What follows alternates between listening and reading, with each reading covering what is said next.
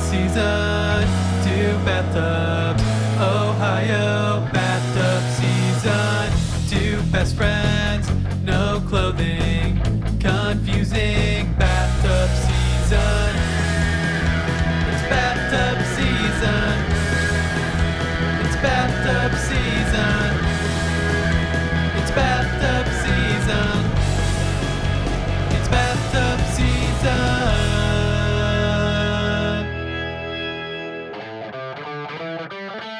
Well, good evening, Austin. Hello. We are on the...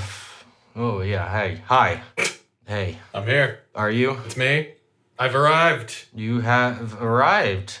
What did you arrive in? I crawled up from the drain. Oh, so my bathroom has a hidden thing in the cabinets. You are accessible through the drain. See, most people step into their bathtub. I come with the water. Oh, I was imagining like a genie out of the bottle from the drain, not from like the water source. What? Oh my God, what's the word? The water... Faucet? Faucet. Yeah, it kind of happens at the same time. The water's coming down and I'm coming up.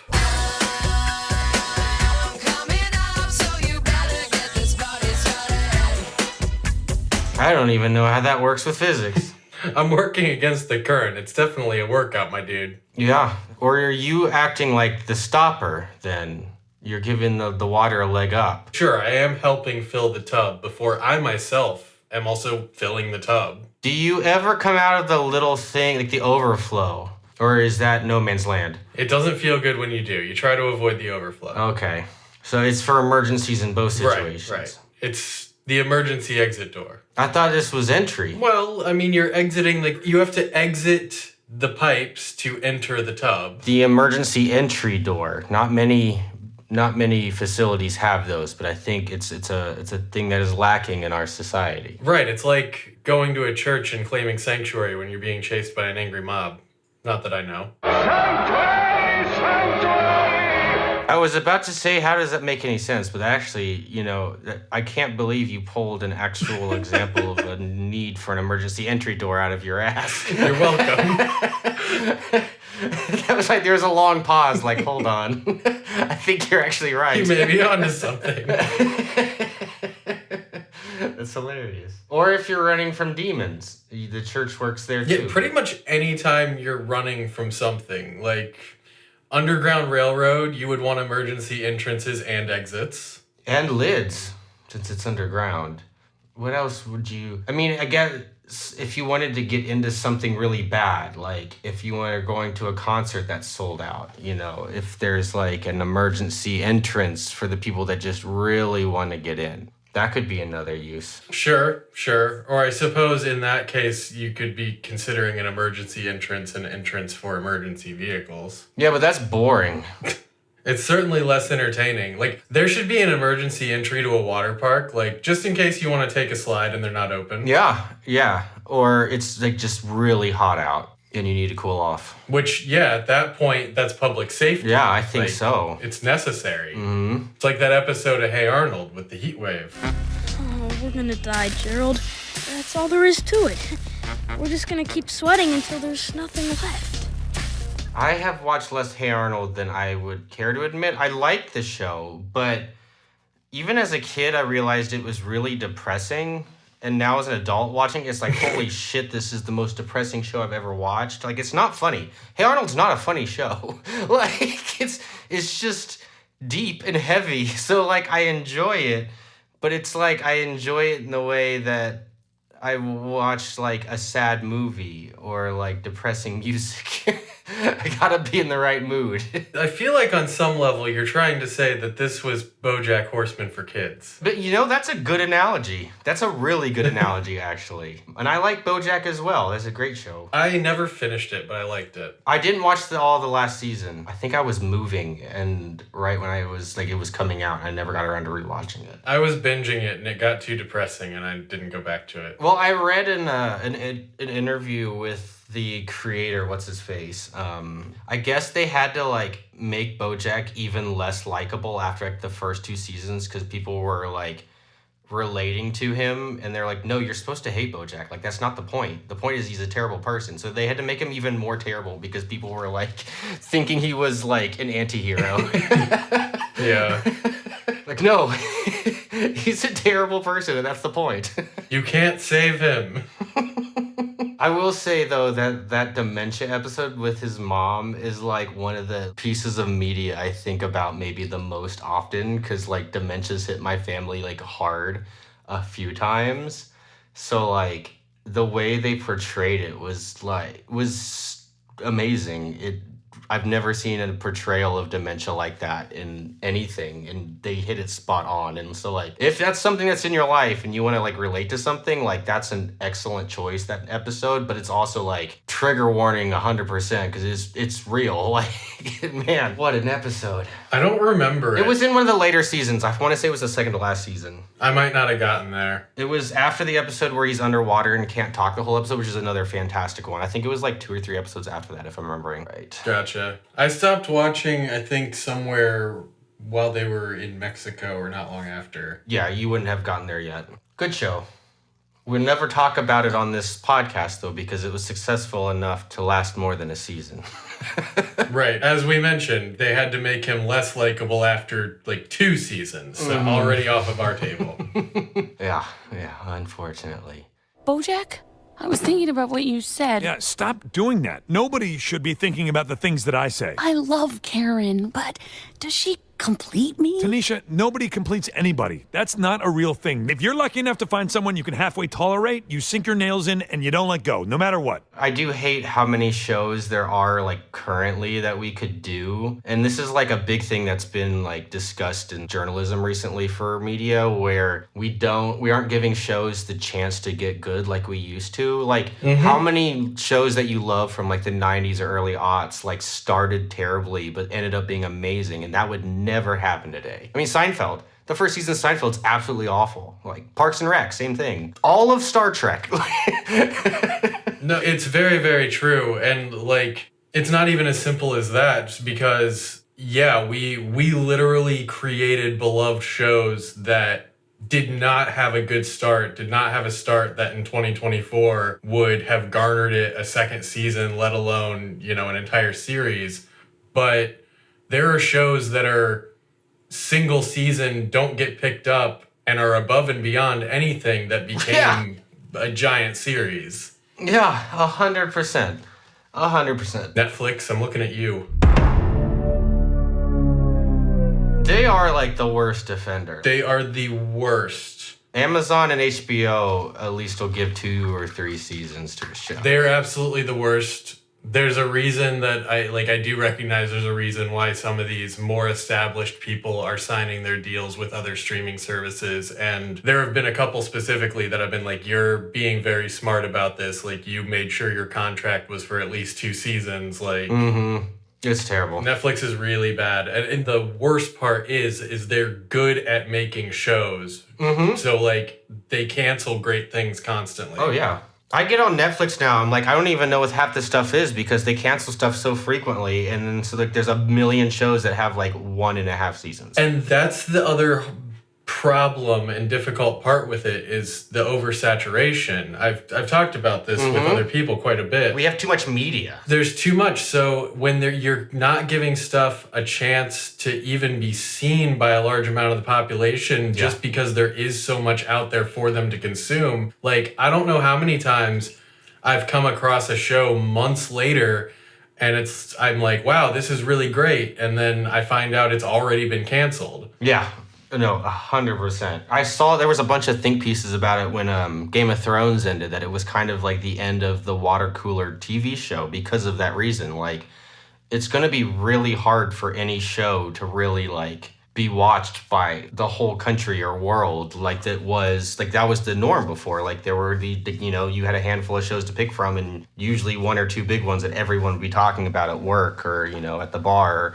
And that just, like, can't happen today. I mean, it does, but it's on a smaller scale. Like, It's more niche, yeah. there still seem to be shows that like are garnering a certain amount of attention and the majority of people are consuming. I mean, it's kind of like, Yellowstone? you know, the Marvel movies and Avenger movies and stuff. Oh, you know, 90% of people are seeing this and can talk about this. Like, I don't think the water cooler show is dead, but I don't think it is. It's dying. Yeah, I don't think it is as prevalent, I guess. And that's the other side of the same coin with the saturation thing is when you do know that these shows are getting canceled so frequently and so quickly, if you do find out about a show when it's new, I know I've been hesitant to start it because I'm like, am I just going to get into this for it to be taken away? Yeah. It's a self-fulfilling prophecy they've created. Like,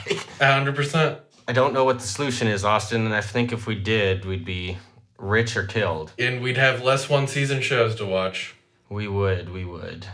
You blew past, this was great. We actually had a solid discussion. I had a few things for cold open, but we got heavy with the media, which I think is great. I mean, we haven't even gotten to the point of like, you know, Gen Z and like younger millennials or Gen Alpha, like don't even watch, you know, a lot of television. It's, you know, YouTube, Twitch, TikTok.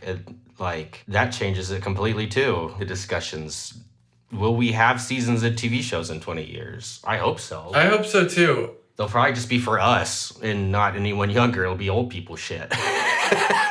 And I'm guilty of, I mean, not guilty, but the majority of what I watch in my free time is YouTube. I do still I watch more shows than videos like that. I'll end up catching like small reels or whatever, but like I don't seek that stuff out very much. I don't go on YouTube for myself like a ton. I do tend to watch more streaming and like TV shows and movies, but even just sort of you were talking about the different generations of it, and my brain went more towards the media itself. And there has been a lot of stuff that has carried over and has evolved from each other that you can obviously look at, especially when you look at like Nickelodeon and MTV and some of those things that like the styles and the off-the-wallness have carried into modern animation. Mm-hmm. Animation for sure, I could see that evolution. But sitcoms are really interesting. They really feel a lot different than they used to, and I don't know if it's less of the like canned laugh track, less of the live studio audience, if they're just... Well, that stuff goes in waves. I learned that in one of my media literacy classes in college, where the laugh track and like the 3-camera setup for sitcoms, like this isn't the first time it's disappeared, so that may come back. It's just that, like, you know, from skinny to baggy jeans every 10 or 20 years goes in and out. Same thing with laugh tracks on sitcoms. Like, that may not be dead. We're just in the Office, Parks and Rec era that they created of that sort of, you know, dry, non-laugh track humor. Well, I'm excited to see if my Jinko Jeans sitcoms come back. I'm a member of the Jinko Jeans subreddit, and those things have gotten so expensive. I wish I still had my old ones. They never went away. They became a like boutique product. They did go away for a while. I mean, the company, but they've recently come back. The company did die for a bit. But you can't kill them. When there is no more room in hell, the dead will walk the earth. I had the shorts. I never had any pants. They were the shorts that were basically pants because they went almost all the way down to my leg, and the back pockets went all the way down to the bottom. And I'm pretty sure you could fit a PlayStation in those back pockets. I had both the shorts and the pants. I had my Jinkos. From Jinkos to skinny jeans, we made the full evolutions. We did. I never really got away from that either. I still have only like skinny and slim fit pants, even though I know like baggy's in style right now. Yeah, I don't think I look great in baggy. I still wear skinny. At some point, you just pick what works for you and you roll with it. So do we want to get into the starting of the episode of as far as what we're drinking or imbibing or consuming? Let's do it. What are you enjoying tonight, Austin? Let's see. Tonight, my alcohol is called Dangerous. And it is from Tripping Animals Brewery It looks like it's a collaboration with Orchestrated Minds Brewing. I don't know any of those. I don't know Orchestrated Mind. I've had Tripping Animals before, and I usually really like their beer. This one is a double dry hopped double IPA, and the can has sharks all over it, which is why I bought it, because I love sharks. For those of you who don't know, I have a tattoo of a shark. I don't think I knew that. Is that beer the only thing you're enjoying? It is not. I also have my bubbler, which is filled with SFV OG Kush BX2. I don't know any of that, but maybe soon I will be joining because I recently got my medical marijuana card, but I am such a noob when it comes to it all. And like I said in previous episodes, it always makes me sick. But my psychiatrist suggested maybe trying a California sober thing to help me, and I'm going to try and start dipping my toes in, but I don't think I'm at a point where I could do that and comfortably record a podcast yet. You'll get there.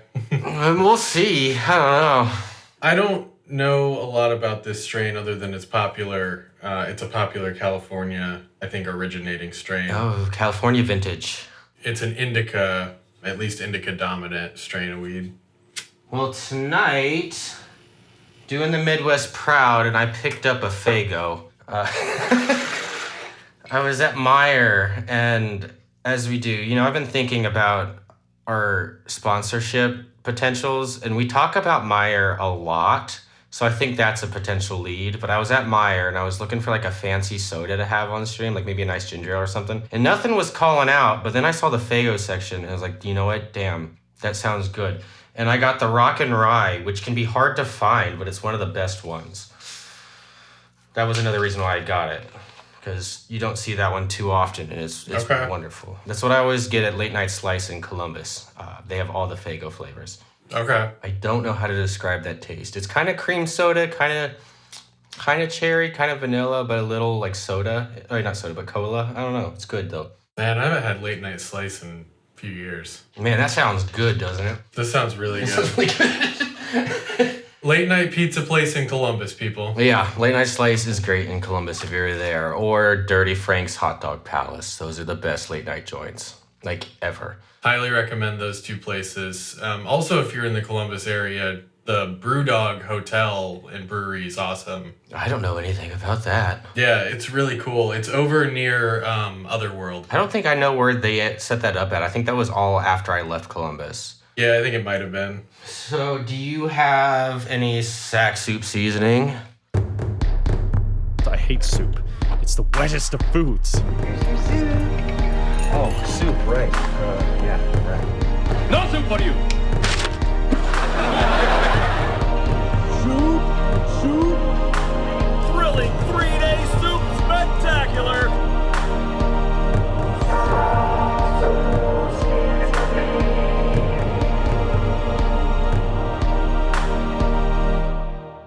My sack soup is seasoned. It is seasoned with a Jack Skellington Nightmare Before Christmas bath bomb. Oh, where's that from? It is from Smell and Bomb. Smell, the letter N, and Bomb on Etsy. It was really well made. The Santa hat he was wearing was like a metallic red color. It looked like the bomb looked really awesome. I took pictures as always. Had a great fragrance too. It was very like kind of spicy almost. Not like hot, but like a Nag Champa? Like mulling spices for cider kind of. Oh, that sounds wonderful. And different than what you usually see. Yeah, it didn't have a lot of color. Like, I wasn't sure what to expect, if it was going to be one of those where the inside is, like, packed with colors and it does its whole shooting out thing. But this one was like just... piss.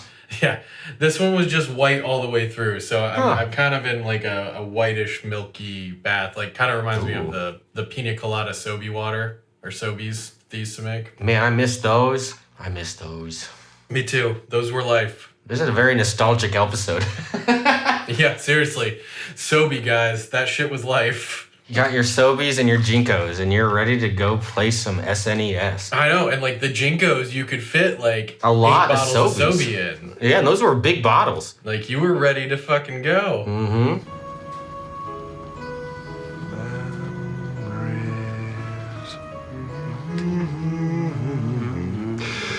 Misty watercolor Let memories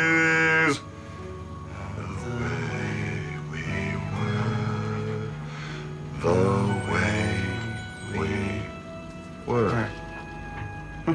Well, mine, I don't know if you remember Austin, but back in season 1, there was a time where I had like 1 billion holiday-themed bath bombs.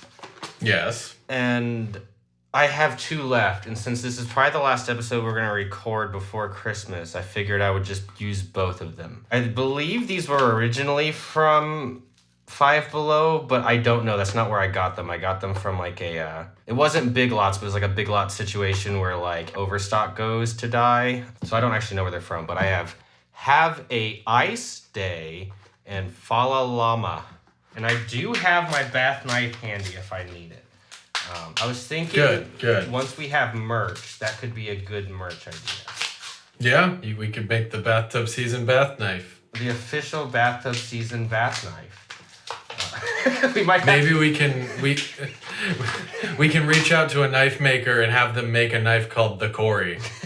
I don't know what that would look like. Well, if I were a knife, Austin, while I'm opening these up for my hose, what knife would I be? I don't know, but I'm kind of picturing a handle that's shaped like a porcelain bathtub. Or like meerschaum, like an old man's smoking pipe. These are rather large, so I have a nice seasoned sack soup. That first one's under the hose. Ooh, that smells good. I did forget to mention, my bath bomb came with a chocolate-dipped fortune cookie, which I'm going to eat at some point during this. Oh, that sounds delicious. I actually love the taste of fortune cookies. They're great. Kind of vanilla-y, like a hint. And I also had some bubble bath, but all the bubbles have gone away. It is the Illumination Presents Minions: The Rise of Gru bubble bath. Okay. Yeah. I like Despicable Me. I'm down with that. It was very chunky when it came out, but I think it's also very old. You'll have that, I suppose. Also, while we're at it, since you mentioned it, Merry Christmas and Happy Holidays, everyone. Yeah, and what do they used to say on Nickelodeon? Merry, Happy Christmas, Hanukkah, Kwanzaa. Yeah, I think that's right. It's okay if you're a Muslim, a Christian, or a Jew. It's okay if you're agnostic and you don't know what to do. An all-inclusive celebration. No contractual obligation. Happy Christmas, Hanukkah, Kwanzaa to you. And pagans too. It's also Happy Candle Nights if you celebrate. I think there may be some listeners who know that reference. I decided that if and when I have kids, I'll be honest with them. Yeah, no, like Santa's not real. It's just a thing that's, fun to believe in. But Krampus is. I'm sure you already have a nice saved up amount for both you, your future wife, and your future kids' therapy bills. Yeah. Just because I know who you are. So I think that will be money well spent, Austin. Saving for everyone's therapy at this point. You don't save for college. You gotta save for the therapist. Is there an employee match on that one? I just keep getting sued for giving people trauma. Can you have a class action lawsuit against an individual? Maybe if there's a class to be actioned from? I think we're getting into Marxism now.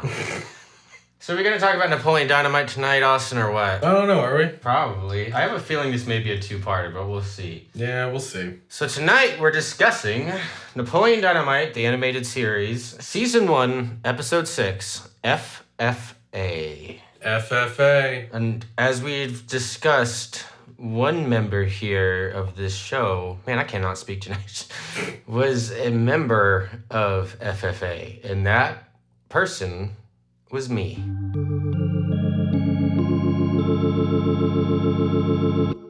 And I was not. I was in FFA and 4-H, but we're not discussing 4-H tonight. It's a different entity. It's related. It's not, though. I mean, I guess they both involve agriculture, but the organizations themselves don't really ever... Yes, the subject matter is related, is what I meant. One of them was started by somebody right near where we grew up. 4-H was. Was it like Clark County is the birth of 4-H? Sure. I was not involved with either one. So, first things first, You can now confirm, Austin, that it hit me early, but this show has been taken off of Tubi. Yes, the show has been taken off of Tubi. I personally don't have an alternative location for you to stream it if you are in the US. But if you are in Canada or have access to a VPN, it is on their Disney Plus. It's so weird. It has nothing to do with any of Disney's properties. And I don't have a VPN, and I never learned how to pirate stuff online, surprisingly. So this made me spend money, Austin. I bought the season on Amazon for $5. How did you get it so cheap? That's how much you just pay to have it in your Amazon library. I didn't get like the physical discs. Gotcha. Yeah, I wanted the physical discs, but I can't find I can't find any of them on eBay. When we started this season, there were a couple, but now I can't find it anywhere. Is that because we made it popular? Probably. I'm taking credit for this. Mm-hmm. Yeah, I spent $5.50 to be able to watch this. Well, that is not bad. No, but I'm so mad about it because it was free before. I've spent like $3 to rent a movie to use a sample from in one of our episodes before. Well, I appreciate your dedication to the show, Austin. I will also say that Amazon agrees with your order of episodes. See, you and your Wikipedia order. None of it makes sense. Which Tubi agreed with, but not in titles. No, their titles were all wrong. So this episode starts. Is the thing it does. Yep, the opening credits happen. We then get to we hear some battle music, like somebody's getting ready for war. But we see Napoleon getting dressed at Grandma's. He's got his nice, crisp FFA corduroy jacket.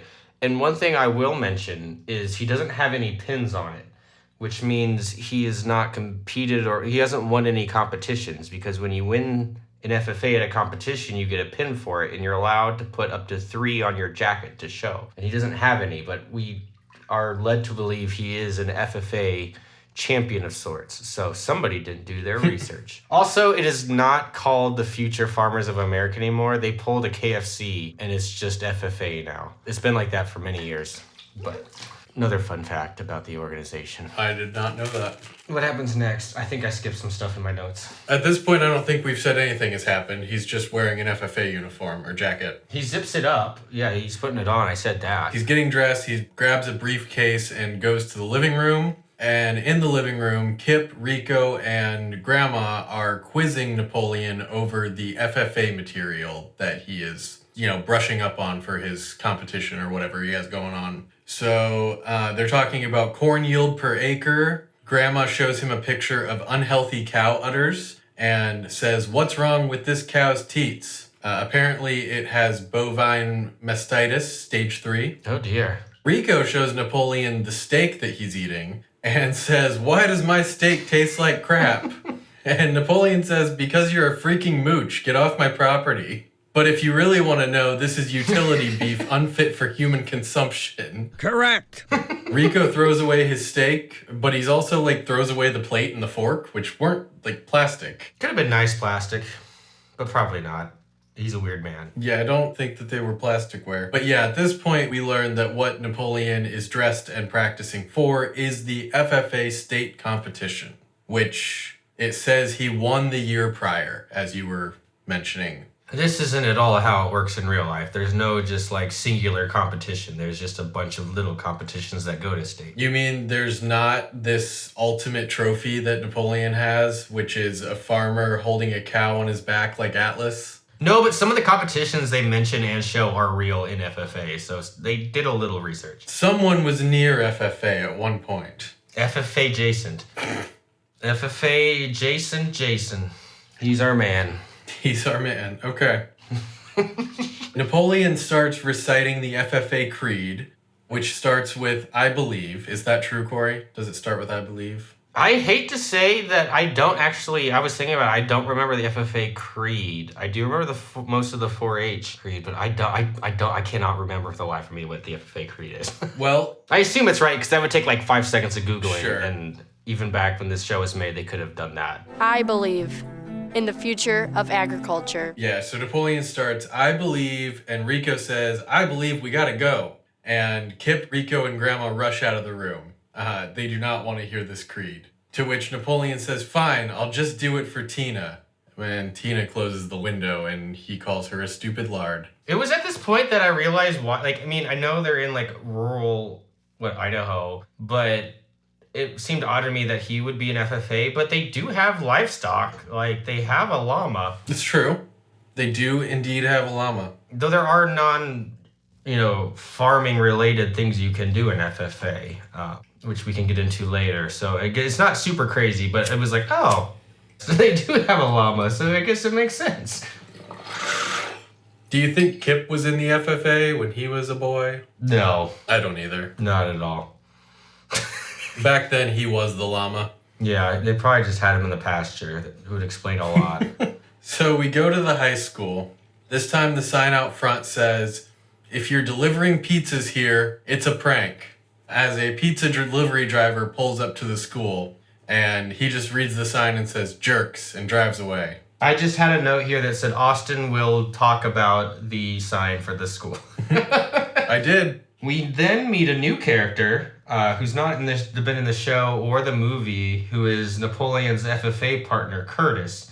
One quick thing about this scene, though, is it just struck me, it's got like the credits at the bottom, like the opening, like it shows the different names.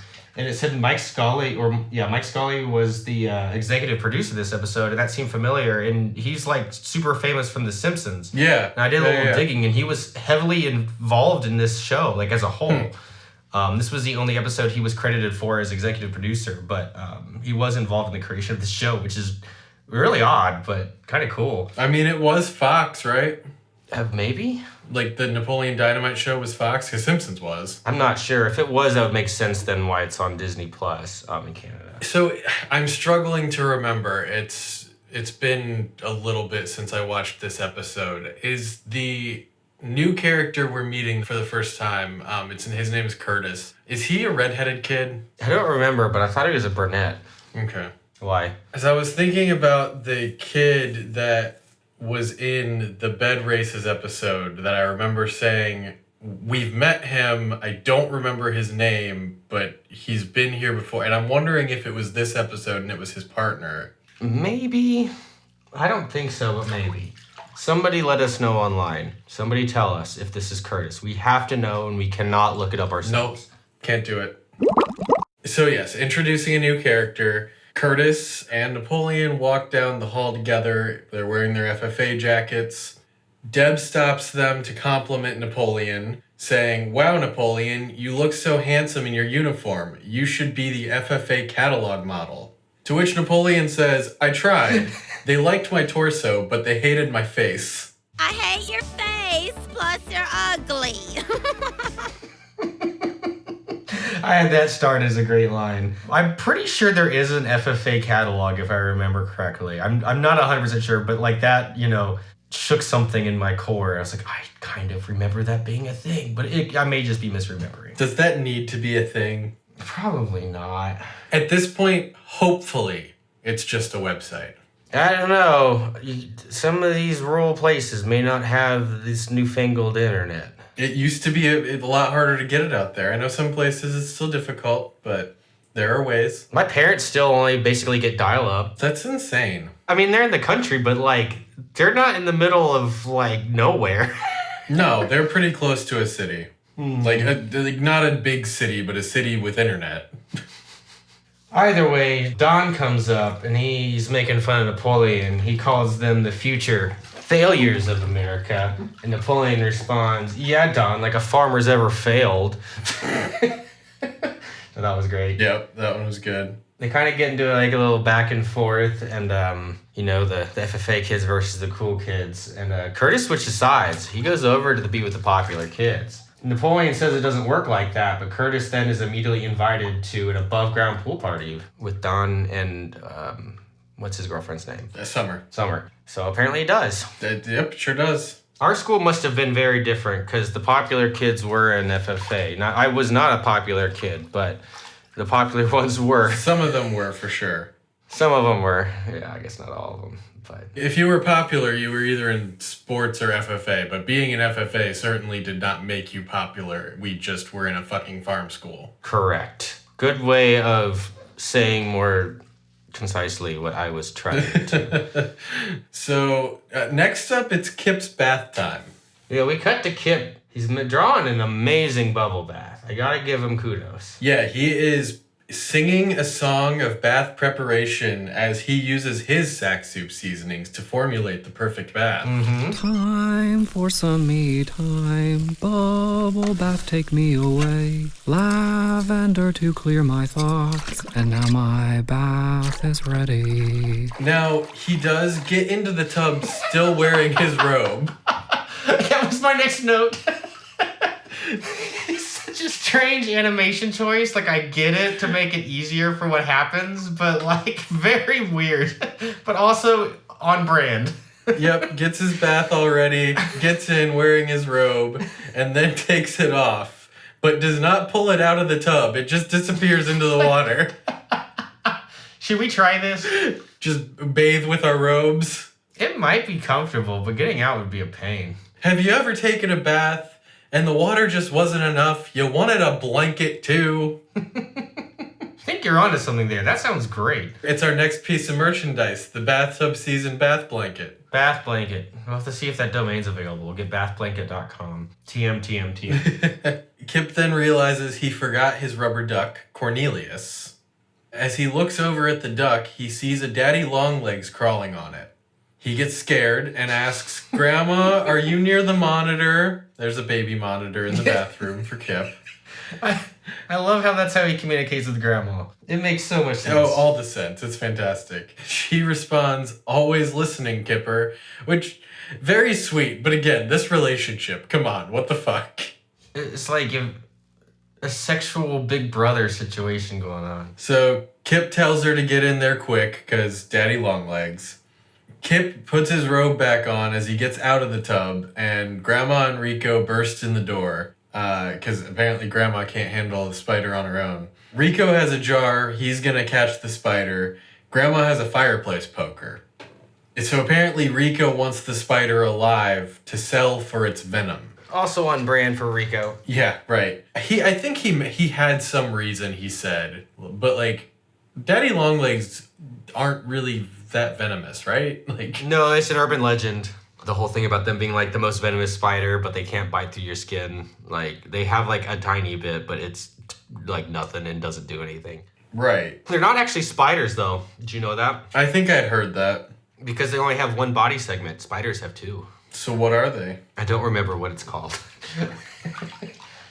But yeah, daddy longlegs, not spiders. Well, Grandma goes to attack. She swings the fireplace poker and hits Cornelius. She tries again to swing at the spider, but this time she breaks through the tile backsplash. And an absolute infestation of daddy longlegs come pouring out of the hole in the tile. It was low-key horrifying. Like, I got a little grossed out. It was a bit much. It was a lot of not spiders. You eight-legged freaks! Yeah, they come pouring out, filling every space in the room, and the three humans just run as fast as they can, Kip putting on his now wet bathrobe, and they all run out of the house and slam the door shut. Yeah, the spiders literally overtake every surface in the house. Like, it's horrifying. They're just covering and overtaking everything. And when they run out the front door, they shut it and they're like holding their weight against it, and like the door is bulging. Mm-hmm. So now they need a place to stay while the house is fumigated. And Grandma says that Shailene said we can stay in that cabin where her uncle hung himself. Bit dark. A little dark. But Rico's not down with that. He says, nonsense. My Santana sleeps up to 5 people. 6 if they're missing limbs. I wish, like, hotels and houses, described their sleeping arrangements like he does. It would be way more interesting. Right. This Airbnb sleeps 3. Up to 5 if you're missing limbs. Possibly up to 10 if you're just heads. It's all heads to the Airbnb. You're just a head! We cut to the high school. Napoleon is in Pedro's office. I love how much this office gets used in this television show. This is great. I also love that he just has an office. Yeah. Pedro says he can't be Napoleon's partner because it's Spirit Week. Napoleon says that they've always been a killer team, and we then get a series of flashbacks of their excellent teamwork. And I have these written down and numbered. Number 1, Napoleon and Pedro on a single bike, riding off Pedro's house's roof onto a trampoline onto the neighbor's roof. Number 2, they are at Tots and Nugs. Pedro chokes. Napoleon gives him the Heimlich. A bone comes out of his mouth, bounces off wall, and goes into Napoleon's throat, and he begins choking, so Pedro gives him a Heimlich. We are at a basketball game. We see what looks like a young Napoleon and Pedro playing really well, but it zooms into the stands, and we see the real them watching and snacking. Number 4. Napoleon pulling a bank robbery with a gun he is firing into the bank. Pedro is the getaway driver, and he hops in the car and leaves. And this show, I had written down, this show has a weird thing for guns and shooting. It does. I do also have a note that after it shows them robbing the bank, Napoleon says, okay, the last one didn't happen, but we still make a great team. Yes, I have my 4 bulleted points, I had back in real time. He admits he made up the last one. Do you have any thoughts on these 4 flashbacks, Austin?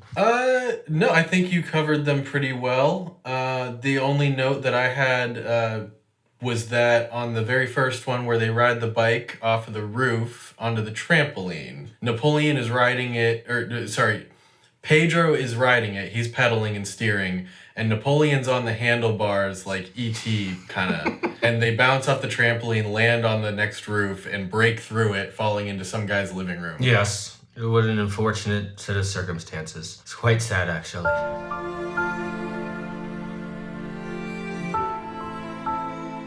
But yeah, they have an important friendship. They're a great team. This works. This argument works. It does. And when he's saying that, he ends it pointing to a picture of them on the wall from Pedro's election, when obviously their teamwork made a difference in the movie. At that point, Napoleon holds up Curtis's FFA jacket and Pedro accepts it. So obviously, as you said, his argument works. Mm-hmm. They run out the front doors of the school, both wearing the jackets, and get on a bus that has a banner on it, which says FFA State Competition. So we know where it's going. This bus driver is a little questionable, though. Who's driving the bus? What bus? He tells the two of them that he has had a stroke and to keep an eye on him. And as the bus is pulling away, you hear the bus driver say, "Do you guys smell burnt toast?" And Napoleon replies, "Yes, but I'm not sharing." I love that Napoleon just has burnt toast, but he finds it so important that he won't share. Yeah, funny little joke. I had that one highlighted in my notes. But the bus driver does have like noticeable tics and speech issues when he's like, "But will you boys keep an eye on me? I'm still recovering." And Napoleon's just like, "Whatever, let's roll."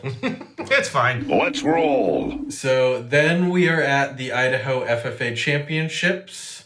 Entering the parking lot, the bus passes a sign which reads, "Idaho FFA Championships, America's fastest dying career." And I had a note here that I think it's hilarious. It's not just America's fastest dying career. It has an exclamation point at the end, which I find this enthusiasm hilarious. Yeah. Come learn it while you can. This is great. They're not dying.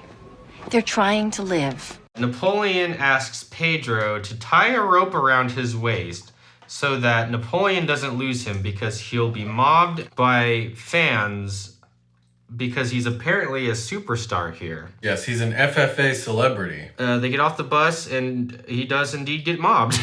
The crowd of people at first don't notice him, but once somebody calls out Napoleon, they all rush over, lift Napoleon and Pedro up in the air. And this was one of my favorite lines. Pedro says, "I've never been this high in the air before." And Napoleon just replies, "Welcome to my world, Pedro."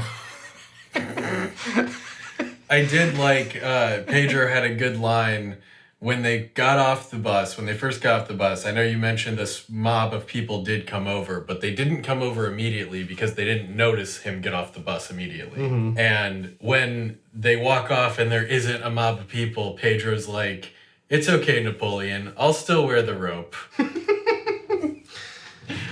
What a good friend. Yeah. I liked that. I thought that was good. We cut to Rico's van. He pulls away from Grandma's house, which is now under a blue and yellow striped tent. Reveals Tina wearing a gas mask and a clown cutout holding a sign that says, Big Top Exterminators. Children keep out. I had written down that low-key, this is a great idea for a fumigation company because you got to put the big tarps over at least the windows and doors at minimum and maybe the whole building. Like, what a great way to advertise because it's going to be even more noticeable and you're going to remember it the next time you need a fumigator. And it's in line with, it fits, but, the keeping the children out would be a problem and possible liability issues. But the marketing part of my mind lit up there. I was like, you know what? I know this is a joke, but that's a great idea. I, for one, would hire circus folk to do my exterminating. Yeah, in all forms of extermination that I require, which are many. I don't know what that means. Yeah, and you never will. Or maybe I will, but it'll be too late. Maybe. You'll just wake up and there'll be a juggler at your door. I'll be exterminated. By the juggler. But he'll be held back by the lion who's grown to love you and care for you deeply. And you'll be saved. That's because I'm the lion tamer, bitch. He loves that shit, the lion does. He's into it. He likes being tamed. Meow. He kills the juggler, actually. It's kind of nasty because you're watching it all as you lay in your bed. And you notice that your butt flap is open because you're wearing old-timey underwear. So you're a little horrified, but then the lion comes and makes it all better. He gets all close and snuggles with you, and you live happily ever after. When did I get old-timey underwear? From the Piqua Underwear Festival. Well, that's impossible. It's just improbable. Highly unlikely. So a kinky lion saves me from a juggler that was sent to kill me by my best friend Corey. Mm-hmm. It's canon. It's Bathtub season canonical now. It cannot be changed. This is the plot. This is the highest timeline. It's a good thing I'm a lion tamer. It is a good thing. Otherwise, you'd be dead. And not in love. Yeah. You can't discount the beauty of that love you and the lion share. You're not lying. I also love that Tina's left behind with the gas mask on. I thought that was hilarious. Yeah, I thought it was Kip's good. still in the bathrobe, which is probably wet. This made me realize that they would not have had time to go back into the house and get literally anything. Right. So they got the clothes on their back and a Santana van. And a Rico. Yep. Kip and Grandma looked very disgruntled. Grandma's hungry, and Kip didn't get to finish his bath, as you said, still in his bathrobe and shower cap. So Rico takes Kip to an automated car wash to finish his bath. Yeah, he's going to show them how to live Rico style. So Kip's in his skivvies on top of the van, holding onto 2 ropes tied to the luggage racks. They come out the other side, and Kip is bronzed and shiny like a trophy. His hair is sticking up like Wayne Static from Static X. And Rico's like, wow, Kipper, you look like an Acapulco cliff diver. I laughed so hard at this scene. Like, you gotta see the visuals. I put this up on our socials, this scene for sure. It's so funny. This is so funny. This also gave me flashbacks to that one episode of 1,000 Ways to Die where the person got stuck inside of a car wash and perished. Okay. I don't remember that one, but I remember the show for sure. He got, like, impaled by one of the jets of water and it, like, blew him up. Damn. Yeah. That's kind of gnarly. Right? Even the lion wouldn't do that. No, God! Grandma mentions she's hungry. So it works out that they're at the car wash because Rico shows her how to get a little snack. He changes the car wash vacuums from suck to blow, Spaceball style, and gets snacks shot out that he says are from the soccer moms who always clean their car on that day. Helmet, what's going on? Sanders, what's going on? It's Mega Maid. She's gone from suck to blow. Yeah, today's the day the soccer moms clean out their minivans. Juice boxes, string cheese, stick candy. It's a treasure trove of the culinary magpie. Mm-hmm. Especially if you're 3. Yes. Grandma grabs a Slim Jim that came out of the vacuum hose and starts eating it. Rico picks up a dry cleaning receipt and imagines the new pantsuit he hopes to claim with it. And what a great get, though. I mean, I know it doesn't really work like that anymore, or maybe it does, but if you just, like, found somebody's dry cleaning slip and just got, like, a bomb-ass outfit. What are the odds that it's gonna fit you? Slim, but nothing. Not impossible, but we're assuming that it's going to be for your identified gender and also in your size. Or you could take the Pedro approach and just be excited if they're girl clothes. Yes. By all means, if you are a male and you just think girl clothes are the shit, then I hope you get a dress, but... One pro move, if you're one to frequent thrift stores, if you wear men's clothes and you want to find some, like, really high-end sweaters and you never seem to, check the women's sweater section. A lot of times, like, really nice men's sweaters will be accidentally identified as women's, and they all end up there because the women going through realize and don't get them, and you can find some sweet, amazing, like, high-end sweaters there. I've had a lot of luck with that recently. Very interesting. We are. We are. This is now Philosophy 101. We are, period. Are we? We are. Are we? That's lesson 2, Austin. You're getting ahead. Before you can know that you are, you must first ask, are you? What would Diogenes say about that? He'd probably just smack you. As soon as I get home, the first thing I'm gonna do is punch your mama in the mouth. Because he is the patron saint of the bath, as we've decided. Right. If I can hit you, then you are. Then we are. Yep. And then we bathe together in a grand Greek orgy. It is the way of life for all. It's the way of the gods. The way of the gods. They have way more fun than we do, that's for sure. But yeah, they're gods. That doesn't seem fair, though. They get superpowers and orgies. Well, at least give us one. Yeah, one or the other. Come on. Ray, when someone asks you if you're a god, you say yes! You get superpowers and orgies, at least give us super orgies. Or power orgies. Or orgy powers. Isn't there a movie about that you used to be obsessed with? Are you talking about Orgasmo? Because it's a great movie. I am. I am. It's a fantastic movie. Couldn't I call them the Naughty Twins or something? No, you couldn't just call them the Naughty Twins. They're the ass-fuck twins. Why would you call them the Naughty Twins when they get fucked in the ass all the time? Well, that's pretty naughty. How did we end up here? That's lesson 3.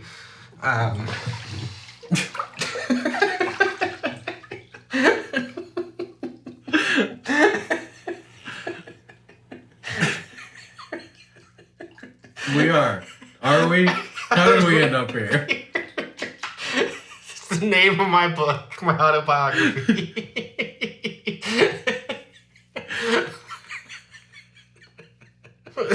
It might be the episode title, too. I can't. So we're at the FFA competition. That's not in the lesson. That's extra credit. But Napoleon's judging a pig, and he says, I judge a pig like I judge a woman by her personality and back fat. And then spanks the pig and find out his named Amanda, and it runs off. Everyone claps. Yep, that's true. This appears to be a female pig, possibly a gilt, which would be likely, except that traditionally FFA members work with barrows and not gilts. But I suppose if you're just judging an individual one in a competition and not a state or county situation, then it may make sense. I doubt it's a sow. It would appear to be a gilt. So, Corey, you're going to have to tell me, did you guys have any FFA celebrities? One year at National Convention, Taylor Swift performed, so I have seen Taylor Swift live. And the next year, it was Mike Rao from Dirty Jobs was there. So does that count? No, I mean like Napoleon is. Not that I was aware of. So maybe it was me. Oh. You were the FFA king. I did go to state competition twice. No, for 2 different events, multiple times. Perhaps maybe you can confirm this. Were you asked to sign any eggs? Not as often as I would like, no. Because after Napoleon smacks Amanda on the ass, he says, okay, I'll sign your eggs now. And all these FFA kids come, rush up to him with eggs to sign. Such a temporary medium for a permanent gift. Maybe they're hard-boiled. Are you saying that a hard-boiled egg is a very permanent thing to keep on your person? Because if so... More permanent? I have some questions. And do not want to smell anywhere near you. That's the one form of egg I don't like. I don't like hard-boiled eggs. I like eggs. I hate hard-boiled eggs. Ugh. I'm not a huge fan, but I don't hate them. Now, we are from the Midwest. How do you feel about deviled eggs? Oh, they're great. See, they're hard-boiled, so I can't do it. And they're cold. Don't like cold food, except for desserts. I have no issue with cold food. A shirtless man with flowing blonde hair and an FFA jacket with the sleeves ripped off named Filson rides in on a plow being pulled by a bull and pushed by another FFA member. I believe it was an ox. Okay, an ox. He is spreading seeds from a bag like a flower girl at a wedding. Or Johnny Appleseed. I like flower girl, but it could be Johnny Appleseed. Reacting to Filson's arrival, Napoleon breaks the egg he's holding. Pedro asked who he is, and we learn he's a 5-time winner of the FFA championships, to which Napoleon says, except for last year when I wasted you. Okay, so you have to be in high school to be an FFA. So the implication here is that Filson is a super senior, possibly more, because you usually don't go into FFA until at least your sophomore year of high school. Yeah, so he's been in high school for a minimum of 6 years. Yeah. That's what I love about these high school girls, man. I get older, they stay the same age. Yes, they do. Yes, they do. We cut to an FFA championship flashback, though, for the previous year. And there's a speed milking competition in which Napoleon and Filson are neck and neck, with Filson taking the lead, when Napoleon realizes this and grabs his cow's udders in a bear hug and squeezes. The announcer says, wait, I don't believe it. Dynamite is going full udder. Napoleon fills his comically large milk bottle so quickly the top pops off and milk splashes onto Filson. Gross. He slides on his knees, ripping his jacket off in celebration, and reveals a black sports bra. Pedro's asks, you were wearing a sports bra? And Napoleon says, it was a men's action bra. Shut up. What I love about that is the fact that because it was a flashback, Napoleon must have mentioned it while speaking and telling the story. Totally unnecessary, but here we are. Maybe it was for the full udder. He was wearing the man's ear. You want me to wear a bra? No. A bra is for ladies. Meet the bro. Do you think there's a rule about how many Seinfeld episodes you're allowed to have in a podcast? I hope not. Because we've broken that so many times. If there's any young people listening to us, like Gen Alpha, I'm sorry you don't get our references. Go enjoy Jerry Stiller. Seinfeld's great. Except for Seinfeld himself. He's the least funny one on the show. But that's how you design those shows. I don't think they were meaning to in that instance. I don't know that they weren't. I don't think he was supposed to be the straight man. Like, he's literally, like, the comedian. Like, a stand-up comedian in the show. But I think that is what it is. Like, he is the funny one, but he's the straight one. Like, he's the one with his life most in order. And, like, yes, he happens to be a funny person and he can riff with people, but, like, everyone else is a character and he's a comedian. That's his job. I just don't find Jerry Seinfeld that funny, like, even outside of the show. But I love Seinfeld, the show.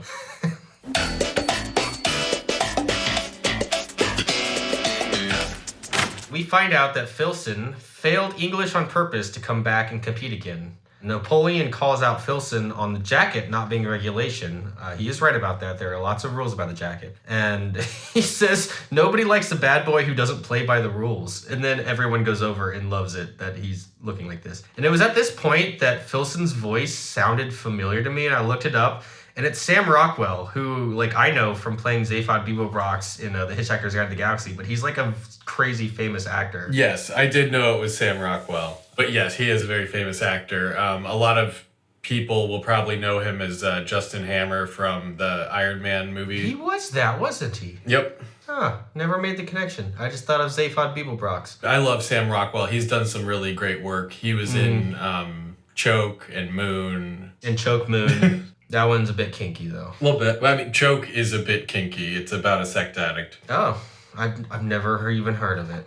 It's from the same writer as Fight Club. No, I have seen that one. I'm sure you're surprised to hear. A little bit.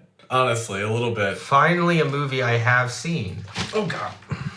So my notes just fell in the water, and the bottom thirds may not be legible now. So we'll see how this goes. Great. Everyone loves Filson here. Napoleon is proved wrong. We cut to nighttime. Rico is pulling into the front yard of a random house, pulling right up to the window, and explains that this is the world's TV. And they watch the family dinner through the window while in the van like it is a TV drama. When you live in a van, the whole world is your personal television set. I low-key love this life that Rico's living. It sounds wonderful. Except for when the husband of said family comes out, pulls Kip out of the van, and beats the shit out of him. Other than that, it's pretty great. He's introducing this family that they're observing through their picture window as if it were a television show to Kip and Grandma.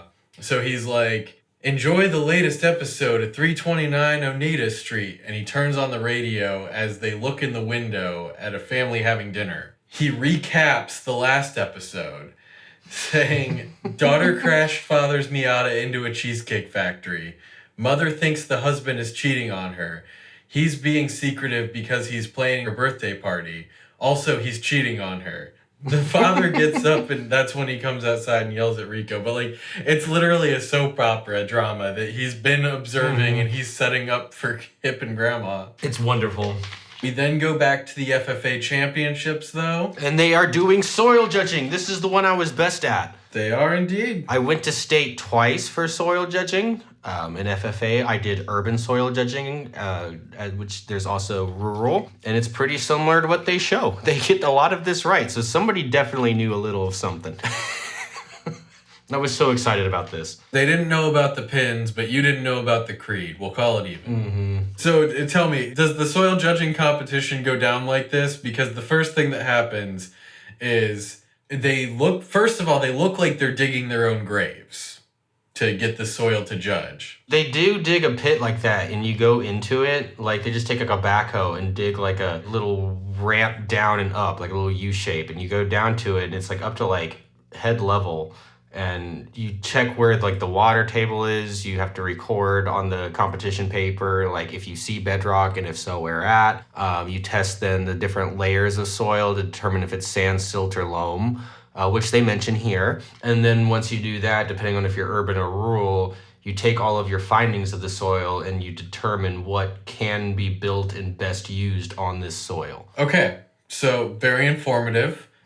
So it sounds like this is somewhat accurate. However, you don't have to dig your own grave. They dig your grave for you.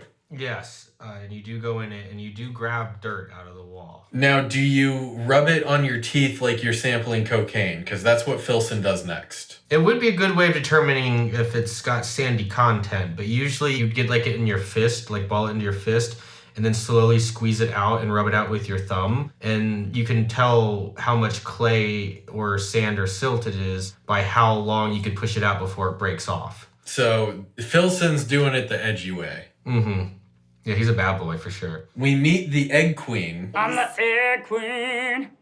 I'm queen of the eggs. Who is a woman in a cream-colored Western-style dress with cowboy hat and sash. She calls Napoleon for help because a billy goat stole her tiara. Now, also, don't ask me how you wear a tiara with a cowboy hat, because as I just said, she's wearing a cowboy hat. Mm-hmm. Napoleon is distracted by this, obviously, and Pedro's starting to freak out. He says, "But the judges are coming and my knowledge of dirt is limited." But Napoleon jumps in the pin with the goat and gives it the Heimlich and gets the tiara back. The goat throws a can that hits Napoleon in the head when he jumps out of the pin. And the goat points to the pig standing next to him when Napoleon looks back to see who threw it.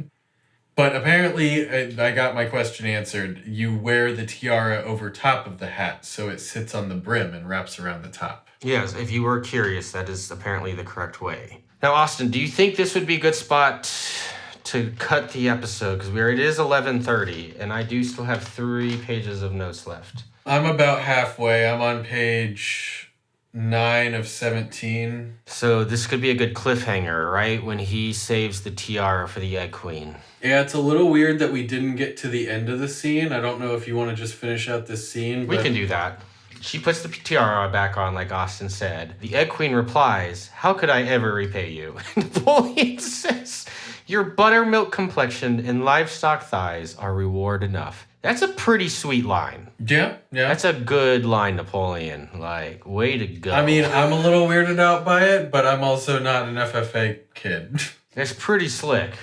It's also weird, but well done. She makes a move on him. She's acting like she's into this. Yeah, she seduces Napoleon to abandon the soil judging with fried dough and apple dandies. I don't know what an apple dandy is, but I could go for some fried dough. We see Filson complete his soil judgment, though, and says, "Why criticize this substandard sod when we could talk about my new low-rise flare leg jeans?" And he does a backflip out of the hole onto a pile of dirt behind it. And the female judge calls him accurate and sexy. It's just like, this is a student. Yeah, I was going to say, seems problematic, but also he's been in high school at least 6 years, so maybe not. So he isn't underage. I did note that. The judges approach Pedro, who's standing in the hole by himself. The judge asks him to evaluate the soil, to which Pedro responds, "It's pretty good, I guess." The judges are not impressed. They're just kind of like, And Pedro says, "I also have jeans," and starts gyrating his hips like Filson did. They are not impressed. No, the judges just walk away. Then the Egg Queen, who we learn's name is Nicole, and Napoleon are walking towards Pedro. Nicole is hanging on Napoleon's arm, tickling his nipple, saying she thinks they'd be married if it were pioneer times. Again, I don't know about this FFA flirting, man. Pedro tells Napoleon they just lost the first event because of him. He says he and Nicole spent the last hour tickle fighting, and Nicole reassures Pedro that there will be plenty of events tomorrow. Napoleon agrees with that. "Yeah, Pedro, it'll be fine. Loosen up, bro." And he starts tickling Pedro. Pedro just doesn't react at all and says, "Are you finished?" Yeah, he's pissed. So Napoleon asks for a moment alone with Pedro. He asks that of Nicole and tells Pedro he will put things on hold with Nicole to focus on the competition. Napoleon goes to tell Nicole. She tells him to meet her at midnight for a romantic picnic. He agrees, returns to Pedro, and says it's done. Yeah, they're gonna have a midnight tryst. Napoleon, you liar. You calling me a liar? I ain't calling you a truther. I was just excited to use the word tryst in my notes after we learned what it meant during the tick. You had a good opportunity. It is a secret rendezvous of lovers. Gotta love a good tryst. And with that tryst tickle, we are going to cut here and continue in the next episode because we've already been recording for at least an hour and a half. But we will see you soon at Howie's Taxidermy, where you kill him, we fill him. Oh yeah, that is the next scene. What did you think it was? I don't know. I didn't write down the name of it. I was very confused. So Austin, with that cliffhanger, we usually on these two-parters, we wait to say our favorite line and who needs a bath till the end of the episode. So wait for that until the next episode. But I want to pick your brains on something. We both have some form of ADHD or ADD, and with that comes hyperfixations. And I thought we could have an occasional moment of hyperfixation corner where we talk about our weird current hyperfixations. What am I hyperfixating on? I had this a while back with Ryobi tools. I got really into it and I needed all of them. And it was like, yeah, I could use that kind of sander, even though I already had 2 other sanders. But it was like, this uses one specific thing I can't do, even though I like hardly ever do woodworking. And now I have this giant collection of Ryobi tools. That's not my current ones, but it was an example. Yeah, mine jump around a lot, but sometimes there are stronger ones than others. I guess my current hyperfixation, or at least the closest thing to one, is also going to be one of my, if not my only recommendation for our listeners. One of mine is was I've been too. playing Watch Dogs Legion. That's a good game. It's a good game. I played Watch Dogs 2. I don't remember if I ever finished it, but I recently started Legion and I've been enjoying it. Yeah, I never finished Legion. It was the first Watch Dogs game I played, but it's very fun. Definitely. Good game. It's on a lot of things too. That's the one you can like hop between people, right? You can like change who you're playing and you can like hack into things. Yeah, you recruit operatives Yeah. and you can change. Yeah, and you can. You're a hacker. You work for so it. fun. The soccer mini games. I played so many hours of just doing that. I don't know why. I know what you're talking about. I don't know if I've actually done it, but I know what you're talking about. Yeah, I don't know why, but I got really into trying to beat all of those objectives. My current hyperfixations are definitely all things Ralph Lauren. I've been slowly replacing my whole closet for some reason with all of the just Ralph Lauren clothes and just watching videos about the history of the company and the person, and it's just fascinating. I don't know why I ended up here, but that's my brain. And the other one leads into one of my suggestions for the what to listen to or do in between our episodes when you're just craving something else. And that's anything like with parapsychology. I've gone down a rabbit hole after seeing a suggestion. There's a podcast called The Telepathy Tapes, and it is fascinating. Is this person going and learning about some almost like telepathic abilities that some non-speaking autistic people have, and going meeting with their families and talking with them through like the keyboards and stuff that those people have. It is crazy. It's wild. Like people from opposite parts of the country who haven't ever met or spoken, or their families have never met or spoken, like recount doing the same things at night when they're like floating around in their brain and meeting places and knowing things about people. And it's so fascinating. So I've been going down rabbit holes with that. It's really good. I think there's 10 episodes out right now. The next one should be out soon. And I've been reading this book called My Big Toe, and it was written by a guy who helped develop some of the like you hear about the declassified CIA documents and stuff where they tried doing like astral projection in the 80s and stuff. But it's a book series written by one of the guys that helped found that research that led to that. It's crazy stuff. Sounds cool. It's very cool.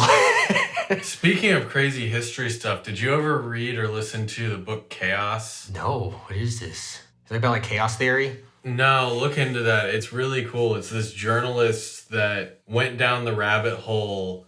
Like basically he was given an assignment to write for this like magazine, I think, about like the Sharon Tate murders and the Manson family on the anniversary of it. Mm-hmm. And he ended up down this crazy rabbit hole and like talking to people that haven't talked to people before and like finding out all this shit. And like, it's a whole lot of like, I cannot confirm this, but here is what all of these people said that were so close to the situation. Mm-hmm. There are a lot of implications, both with people around him and like the government, and like it was a wild ride. That sounds fascinating.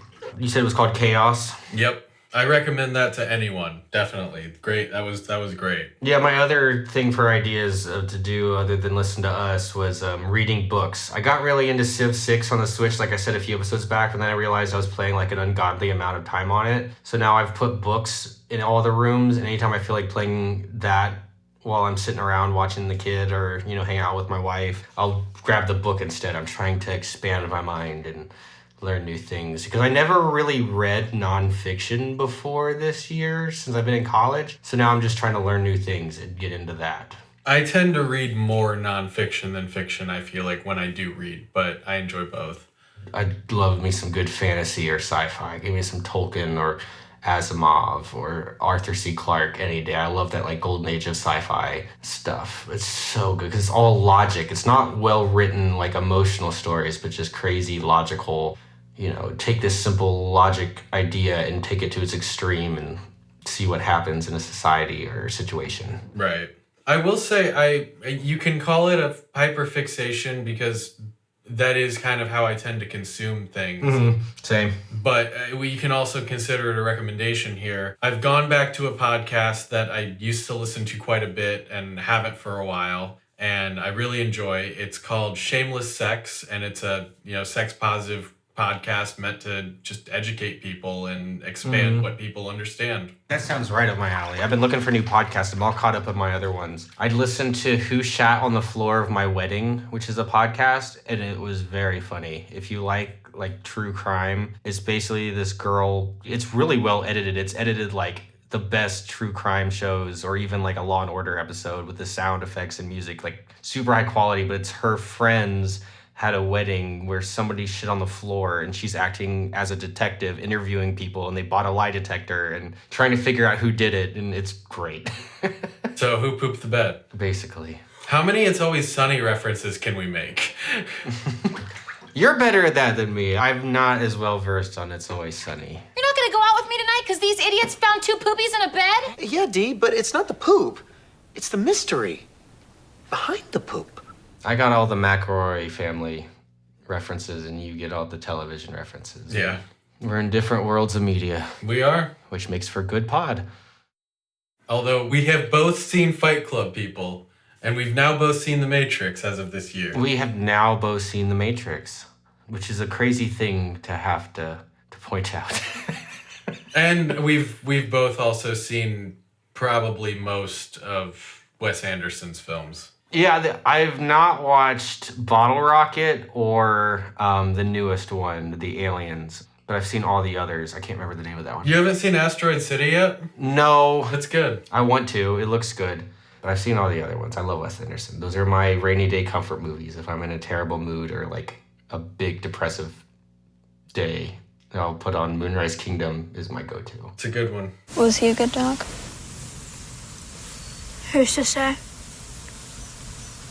But he didn't deserve to die. All right, well, I think we made a show, Austin. I think we did it. I think we did it. I was kind of hoping this would be a two-parter because I don't want Napoleon Dynamite to go away. I've really enjoyed this.